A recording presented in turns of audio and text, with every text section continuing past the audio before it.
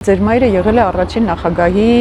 կնոջ մտերիմ ընկերուհին, այնուհետև նաև ձեզ կապում են Հայ ազգային կոնգրեսի հետ, որ իրենց հետ ճանապարհ եք անցել եւ այլն։ Նիկոլ Փաշինյանի կինը, Նիկոլ Փաշինյանը սկսեցին վիրավորական արտահայտություններով։ Ինչպես է դրան վերաբերվում։ Դե գիտեք, մեջ բերելուց պիտի այն կողմինն էլ մեջ բերեիք, որովհետև հենց այնպես չէր այդ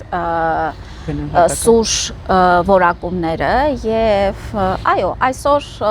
մեր քաղաքական հայացքները որևէ կերպ չեն առնչվում եւ ինչ որ առումով նաեւ հակադիր են դարձել, բայց դա էլ է նորմալ, կյանք է, ամեն բան պատահում է եւ կարող են շեղվել երկրի մասին մեր պատկերացումները այսօր չեն համապատասխանում եւ լինելով